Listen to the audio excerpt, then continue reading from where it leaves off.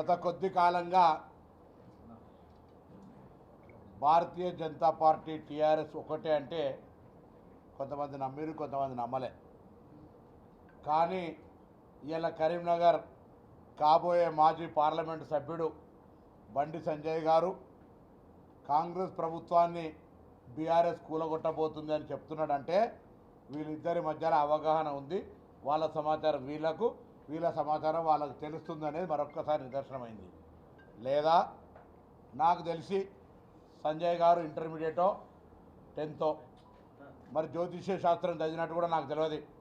మా ప్రభుత్వాన్ని ఎవరు కూలగొడతారో ప్రజాస్వామ్యంగా ఎన్నికై అది కూడా ప్రజలు మార్పు కోరుకొని ఎన్నిక చేసుకున్న ప్రభుత్వం ప్రజలకు 6 గ్యారంటీలు ఇచ్చి గ్యారంటీల అమలుకు సంబంధించిన ప్రక్రియ కొనసాగే సమయంలో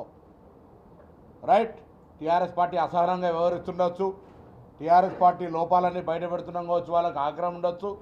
కానీ ప్రభుత్వాన్ని కూలగొట్టేంత శక్తి, ధైర్యము అటువంటి పరిస్థితి ఉన్నదని నేను అనుకుంటలేను. కాంగ్రెస్ పార్టీ కూడా అంత బలహీనంగా ఉందని నేను అంటలేను. ఈరోజు కాంగ్రెస్ ఎమ్మెల్యేని ముట్టేటువంటి ధైర్యం వేరే ఇతర రాజకీయ పార్టీలకు లేదు. ఇవాళ భారతీయ జనతా పార్టీ ఒకవేళ పొరపాటున కేంద్రంలో అధికారంలోకి వస్తే నిట్ట నిలువున టీఆర్ఎస్ పార్టీని చిలుస్తారని ఢిల్లీలో మొన్న నా పర్యటనలో కొంతమంది మిత్రులు ఫ్లైట్లో కలిసి చెప్తా ఉన్నారు. బీజేపీ మళ్ళీ పొరపాటున అధికారంలోకి వస్తే టీఆర్ఎస్ పార్టీ 2 వక్కలు అవుతుంది అని చెప్తా ఉన్నారు. మళ్ళా ఓంగా కొత్తగా నేను వింటా ఉన్నా, ఇవాళ మా మిత్రుడు తమ్ముడు బీఆర్ఎస్ సాఫ్ చేయాలి, అభివృద్ధి మీరు మేము చేసుకుందాం అంటాడు. నిన్నటిదాకా డబుల్ ఇంజన్ సర్కార్ అన్నారు, 100 సీట్ల డిపాజిట్ రాలే. ఇప్పుడేమో కొత్తగా అశాస్త్రీయంగా ఈ దేశంలో ధర్మాన్ని కాపాడడానికి దేశవ్యాప్తంగా 4 జగద్గురువులుంటే 4 పీఠాలుంటే ఎప్పుడు కూడా భగవంతునికి లింగ ప్రతిష్ట, ప్రాణ ప్రతిష్ట జరగాలంటే వేద గురువులచే నిర్వహింపబడే ముహూర్తమో వాళ్ళ చేతుల మీద జరగాల్సిన పుణ్య కార్యక్రమాన్నో సమయం కాని సమయంలో పూర్తిగానే అసంపూర్తిగా ఉన్న ఎన్నికల సమయంలో దృష్టి పెట్టుకొని రాముని పేరును మార్కెట్ చేసుకొని ప్రారంభిస్తున్న అంశం మీద జవాబు చెప్పాలి స్థానిక పార్లమెంటు సభ్యుడు. ఏ ఊరికి వెళ్ళినా రాముని ఫోటోలు పెట్టి బాణం వేసే ఫోటోలు ఎన్నికల లోపల, గత ఎన్నికల లోపల మంగళసూత్రాలు అమ్ముకున్నానని చెప్పిన మీకు ఈ నిధులు ఎక్కడికి వచ్చినాయో చెప్పాలి. ఈ నియోజకవర్గానికి 5 సంవత్సరాల ఎంపీగా కేంద్ర ప్రభుత్వం నుంచి ఏం తెచ్చినావో చర్చకు రావాలి, లేదా ప్రజలకు చెప్పాలి.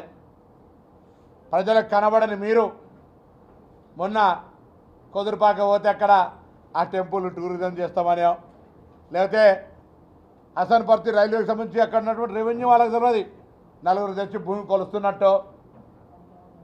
ఇవన్నీ ఎన్నికల ముందు ఎవరు చెప్పినా నమ్మడు. 5 సంవత్సరాలు ఈ దేశంలో ఎవరైనా వైఫల్యం పొందిన ఎంపీ అంటే అలా నెంబర్ 1 బండి సంజయ్ గారు. ఈ నియోజకవర్గ ప్రజల్ని ఒక్కనాడు కూడా పట్టించుకోలే. అదేవిధంగా ఇంకొక పార్లమెంటు సభ్యుడు 5 సంవత్సరాల ఎంపీ కేసీఆర్ కుటుంబ సభ్యుడు, 5 సంవత్సరాలు ప్లానింగ్ బోర్డు వైస్ చైర్మన్. ఆయన కూడా ఏం చేసిండో అడుగుతూ ఉన్నాం. ఏమనంటే వాడేవాడు ఈడేవాడు సొంత కుటుంబ సభ్యులకు ఉద్యోగాలు, నీకు సంబంధం లేకపోతే మరి పిటిషన్ ఇవ్వంటే తప్పుడు చేయరు. అధికారాన్ని అనుభవించి ప్రజలకు ఏం చేసినావు అని అడుగుతా ఉన్నాం, చెప్పరు మీరు. ఇది నాటి పరిస్థితి.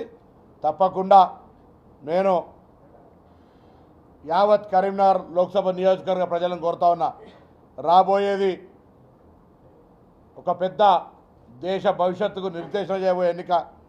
కరీంనగర్ లోక్సభలో కాంగ్రెస్ పార్టీ అభ్యర్థిని గెలిపించాల్సిన అవసరం ఉంటుంది. ఎవరికి తెలిసింది మాట? బండి సంజయ్ జ్యోతిష్కం చదివిండా, లేకపోతే టీఆర్ఎస్ వాళ్ళు ఆయనకు సమాచారం ఇస్తుండ్రా? అరే నా ఇంటెలిజెన్స్ ఏం చేస్తుందో నాకు తెలుస్తుంది కదా, నీకెట్లా తెలుస్తుందో అంటున్నా. జ్యోతిష్కమే చెప్పిండు ఆయన. మీకు జ్యోతిష్కం అనిపించకపోతే నాకైతే జ్యోతిష్కం లెక్కన అనిపిస్తుంది. నా ఇంటెలిజెన్స్ ఏం చేస్తుందో, నా శాసనసభ్యులు ఏం చేస్తారో, నా కాంగ్రెస్ పార్టీ 64 మంది ఎన్నికైన కుటుంబ సభ్యులు మేము ఏం చేస్తున్నారో మాకు తెలుసు కదా. కేటీఆర్ పొద్దుగాలు అయితే పాప అధికారమైన బాధలు ఆయన ఉన్నాడు. అదే అటు చెప్తున్నా వాళ్ళ అసహనం. వాళ్ళు ఎన్నడూ కళలు ఊహించలే. మేము ప్రభుత్వాలకే పడిపోతామని అనుకోలే, మా ప్రగతి భవన్ పోతుంది అనుకోలే, మా బంగాళాలకే బయటకు పోతామని అనుకోలే. అటువంటి రాజభవనాలకి వాళ్ళు అంటుంటారు. సీఎం అనే 2 పదాల కన్నా కేసీఆర్ అనే 3 పదాలే చాలా పవర్ఫుల్ అంటారు. సంతోషం, పూజ చేసుకో, ఎవరొద్దంటారు. నో, పర్మనెంట్ అట్లా ఉండండి. ఈ పదవి తిప్పే రాకండి. మీకు జీవితంలో పదవే తీసుకోకు. సీఎం అని కేసీఆర్ తర్వాత కేటీఆర్ అనే పదాలకే అర్థం చేసుకొని పూజ చేసుకొని దండం పెట్టుర్రి. సీఎం అనే పదం మీకు పడదు, రాకండి. దానికంటే ఎక్కువ విలువనే లేదు సీఎం పదవికి. నేను ఆయనకి ఎడమకాలు చెప్పేది, నీకు ఈ 2 అక్షరాల పదం మంచిగా నచ్చలే, హ్యాపీ, ఎవరొద్దంటారు. మీరు వద్దనరా? సుప్రీంకోర్టు తీర్పు వెలువడగానే దేశంలో విధ్వంసాలు సృష్టిస్తుందని కాంగ్రెస్ సృష్టిస్తుందని చెప్పేసి బండి అంటారు. పాగలేదు, మెదడని ఉండాలి కదా మాట్లాడడానికి. దేనికి ఎందుకు మాకే విధ్వంసాలు సృష్టించే అవసరం అవుతుంది? దేశం మాది, దేశం మేము నిర్మాణం చేసినాం, దేశం ఆస్తులు అమ్ముకుంటలేం. దేనికి విధ్వంసాలు సృష్టిస్తాం? తీవ్రవాద సంస్థ మాదేమన్నా జ్ఞానం లేదా? పూర్తి జ్ఞానం ఏమన్నా ఇటువంటి మాటలు మాట్లాడే బుద్ధి జ్ఞానం లేకుండా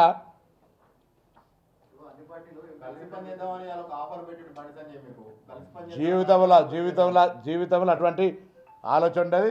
వాళ్ళు టీఆర్ఎస్కు కలిసి ఉన్నారు. మేము మా లైన్ వేరు, బీజేపీ లైన్ వేరు. పక్కా పెడతావు. ఒప్పుకోవట్టా నువ్వు గమ్మత్తున్నది. నేను ఆన్లైన్లో తొందర, మీకే తొందర వస్తుంది. మా పార్టీకి విధానం ఉంది, చేస్తాం. అసెంబ్లీ ఎన్నికల్లో కాంగ్రెస్ కోటేసింది కదా, పార్లమెంట్ ఎలక్షన్లో బీజేపీ కోటేసింది. మీరే అనేది డబుల్ ఇంజన్ సర్కార్ అంటే బాగుంటుందని. కాంగ్రెస్ వస్తే మేము ఇచ్చిన గ్యారెంటీలు కావచ్చు, సంక్షేమం కావచ్చు, ప్రజలకు ఇంకా రాష్ట్రంలోనే ఖజానా ఖాళీ చేసిన ఖజానాను తెచ్చుకోవడానికి ఫెడరల్ సిస్టంలో కేంద్రంలో కాంగ్రెస్ ఉంటే తెలంగాణ ప్రజలకు అభివృద్ధి ఎక్కువవుతుంది. కాబట్టి మీరు చెప్పిన మాటనే మీకు చెప్తున్నాం. కేంద్ర ప్రభుత్వం మాకు మీరు సహకారం ఏమంటుంది? కూల కొడతారని పడుతుంది, పైసలు ఎవరైనా పడుతుంది, ఇవన్నీ పడుతుంది. మళ్ళీ మా గ్యారెంటీలు అమలు వాళ్ళు బీజేపీని పడుతుంది. మీకు మాకేం పోతాయా? మా సర్కార్ వస్తే మేము చేస్తాం. మా సర్కార్ రావాలని కోరుకుంటున్నాం, ప్రజలను గెలిపేమని అడుగుతున్నాం. సరే నువ్వు ఒక 4 అదే పని అండి. ఇదిగా ఊరుకో చాలు. ప్రతిదానికి నువ్వేమో బ్రా ఊరు అడగాలి. ఒక లేదు, అందరు ఉన్నారు.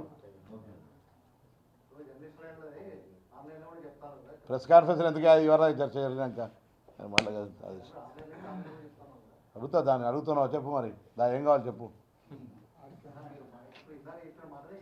ఏమని చెప్పదు ఏందో అయిపోయా మరి. సో ధన్యవాదాలు. మరొక్కసారి కొడతా ఉన్నా, ఈ దేశానికి సంబంధించి కొన్ని విధి విధానాల హిందూ ధర్మంలో దయచేసి ఆ ధర్మాలకు విరుద్ధంగా జరిగే కార్యక్రమాలు,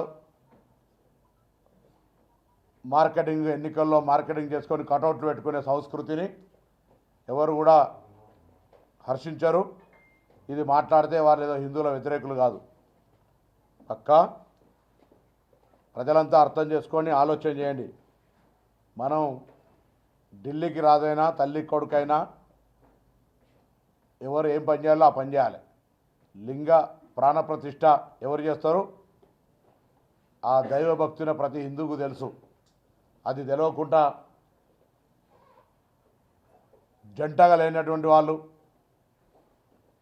సమయ సందర్భం లేనటువంటి వాళ్ళు, అసంపూర్తిగా ఉన్నటువంటి వాళ్ళ ఇటువంటి నమస్కారం. సంక్రాంతి శుభాకాంక్షలు. మీ ద్వారా అందరి పాడి పంటలు పుష్కలంగా ఉండి, మంచి సమృద్ధి వర్షాలు పడి, అందరి సుఖ సంతోషాలతో ఉండి, మా ప్రభుత్వం 6 గ్యారెంటీలు అమలు చేసి ప్రజలందరికీ మంచి భవిష్యత్తు జీవితం ఉండే విధంగా ఆశీర్వదించాలని ఆ భగవంతులందరినీ ప్రార్థిస్తా ఉన్నా.